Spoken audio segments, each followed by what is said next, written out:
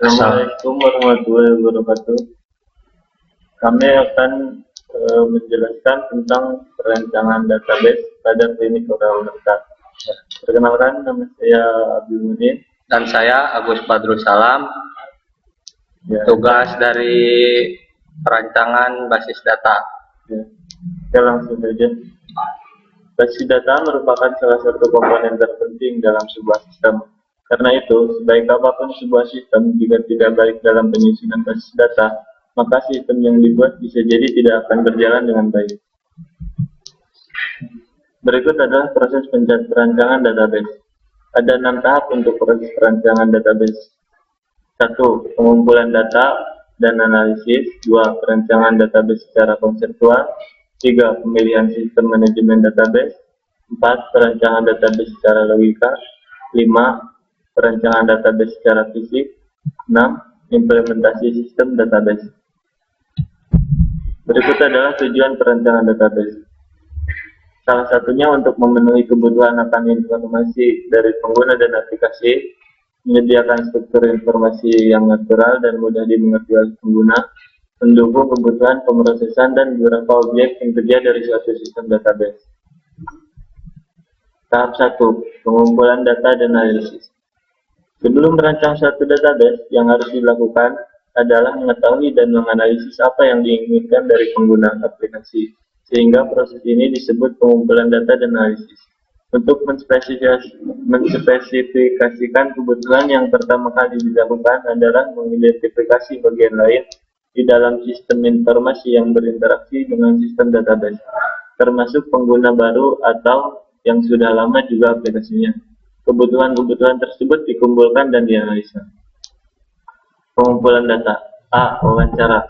Wawancara dilakukan dengan pihak yang terlibat, diantaranya pemilik klinik, dokter, suster, serta pasien untuk mendapatkan data dan informasi serta masalah yang sedang dihadapi untuk mendukung proses perancangan.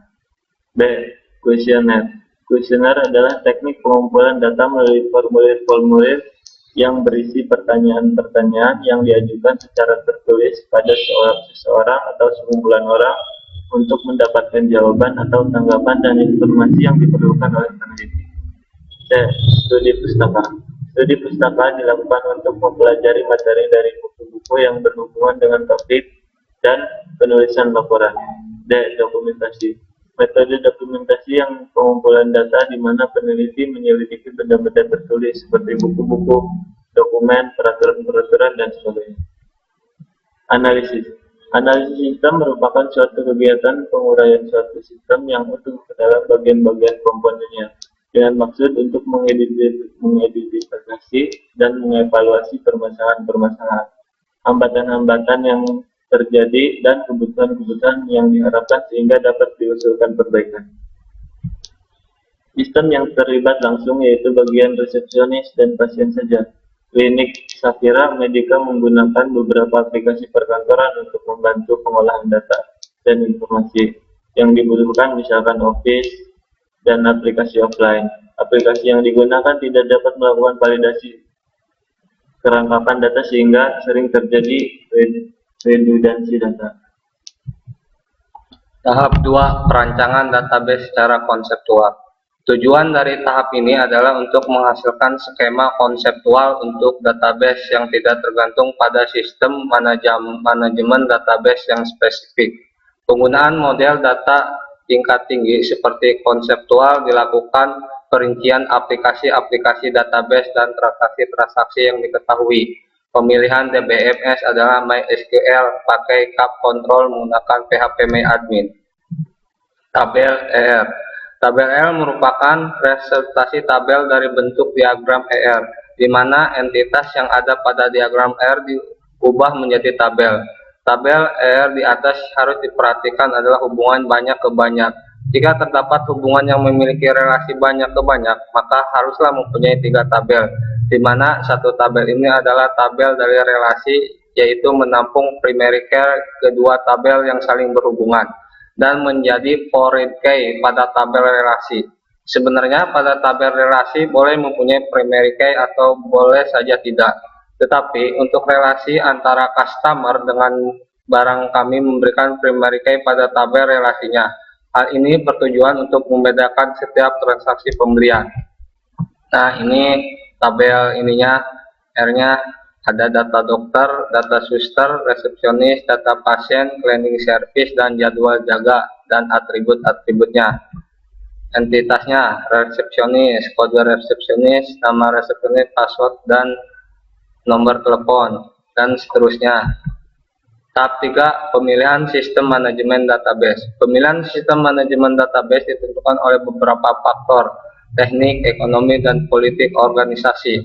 Faktor teknik, tipe model data, hierarki, jaringan, atau relasional.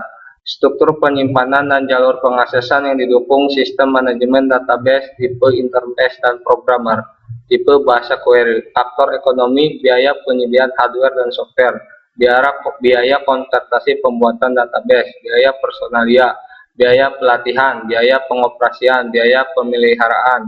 Faktor organisasi, struktur data. Tahap 4, perancangan database secara logika, transformasi model data. Transformasi dari skema konseptual dan eksternal. Tahap 2, ke model data. Sistem manajemen database yang terpilih ada 2 proses, yaitu transformasi yang tidak tergantung pada sistem. Pada tahap ini, transformasi tidak mempertimbangkan karakteristik yang spesifik atau hal-hal khusus yang akan diaplikasikan pada sistem manajemen database. Penyesuaian skema ke sistem manajemen database yang spesifik dilakukan suatu penyesuaian skema yang dihasilkan dari tahap ini untuk dikonfirmasikan pada bentuk implementasi yang spesifik dari suatu model data seperti yang digunakan oleh sistem manajemen database yang terpilih. 1. Pemetaan transformasi data normalisasi, penyesuaian skema ke DBMS, spesifik tabel sesuai dengan DBMS yang dipilih. Dan ini normalisasinya 1NF. Jadi normalisasi ke-1 tidak boleh ada atribut yang sama dalam suatu file, tidak boleh ada nilai ganda. Solusi, pisahkan atribut yang mempunyai nilai ganda, kode cleaning service, kayak nama kode dokter, kode resepsionis, dan nama resepsionis. 2NF, normalisasi 2, syarat semua atribut yang non-key bergantung pada key. Solusi, pisahkan tabel sesuai dengan key-nya, seperti yang terlihat pada diagram keterhubungan, yaitu mempunyai 4 key, tetapi ada salah satu atribut yang bergantung pada 2 key, pada ada 3 tabel yang dipisahkan untuk memenuhi syarat normalisasi kedua. Berikut adalah tabelnya. Nah, ini adalah tabelnya 2NF. Normalisasi ketiga, syarat tidak ada atribut yang bergantungan transitif. Solusi, pisahkan jika ada atribut yang bergantungan transitif menjadi beberapa tabel lagi sehingga tiap tabel tidak ada yang bergantungan transitif. Jika kita lihat lagi diagram keterhubungan, ada atribut yang memiliki keterhubungan transitif, yaitu atribut jenis yang bergantung pada ID kategori dan ID kategori bergantung pada atribut ID barang. Maka disimpulkan sejenis transitif dengan ID barang. Hal ini dinamakan keterhubungan transitif dan harus dipisahkan tabelnya supaya memenuhi syarat normalisasi ketiga. Dan sebagai berikut tabel dokter, suster. Hasil dari tahap ini menggunakan DDL. Tabel jadwal ketiga, jadwal jaga juga sama. Kemudian DDL data dokter, tabel pasien. Tahap 5, perancangan database secara fisik. Proses pemilihan struktur penyimpanan yang spesifik dan pengaksesan file-file database untuk mencapai kinerja yang terbaik di bermacam-macam aplikasi. Kriteria pemilihan perencanaan fisik. Waktu respon, waktu transaksi database selama eksekusi untuk menerima respon, penggunaan ruang penyimpanan, jumlah ruang penyimpanan yang digunakan oleh database file dan struktur jalur pengaksesannya, terobosan yang dilakukan file transaksi.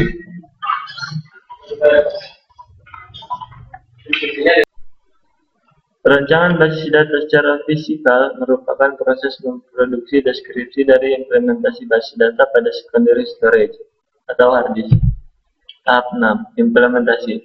Implementasi skema database logik dan fisik dalam penyataan DDL dan SDL dari sistem manajemen database yang telah dipilih untuk digunakan dalam pembuatan file-file database yang masih kosong.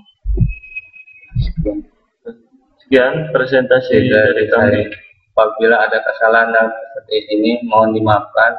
Wassalamualaikum warahmatullahi wabarakatuh.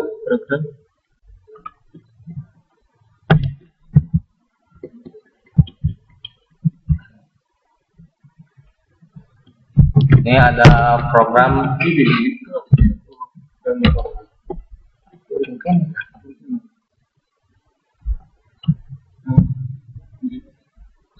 Ini ada program yang klinik Sapira Medica. Ini ada localhost tes.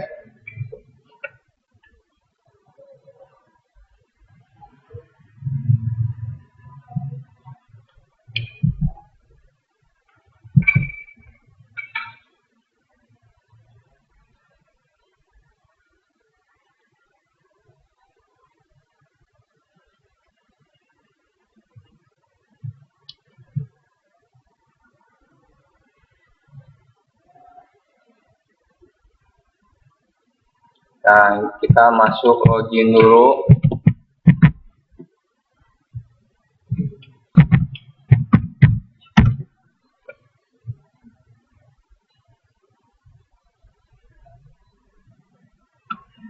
Ini cuma program sederhana, misalkan kita input data pasien.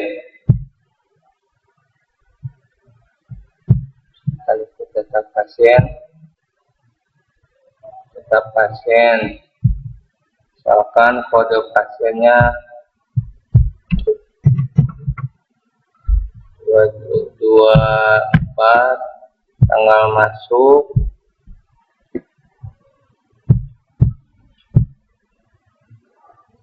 misalkan 9 Februari, sama pasien lahir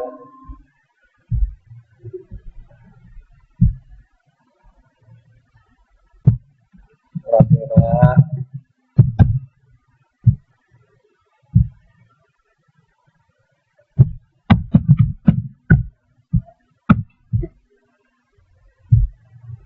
siap kita bukan tahun, kode ruangannya berapa.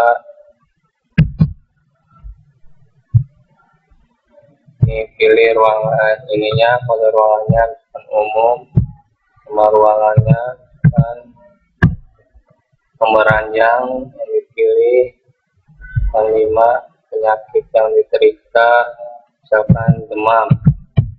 Nah, kita input data. Nah, kita udah tersimpan. Kita lihat data pasiennya. Nah, ada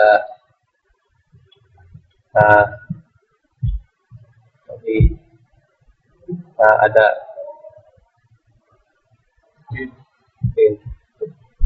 Udin. Nah, ada ini rincian. Nah, ini rincian data pasiennya dan seterusnya. Sama ini cuma perintah edit, delete, hapus saja. Sekian dari saya demo programnya. Fitur-fitur lain juga kita misalkan bisa ini apa di akun ya, ini resepsionis yang masuk kan Ya, kopi resepsionisnya. kemudian kita juga kalau misalkan data-data dokter yang udah ada kita bisa lihat data dokter. Kemudian jika pengen lihat data perawat, kita lihat perawat yang jaga sekarang siapa, kemudian yang cleaning service itu yang lainnya. Oke, kalau di ya cuma ini aja fasilitas layanan medis, kira-kira apa aja yang bisa dilayani di sini. Oke. Ya. Sekian presentasi dari kami. Mohon maaf apabila ada kesalahan. Wassalamualaikum warahmatullahi wabarakatuh.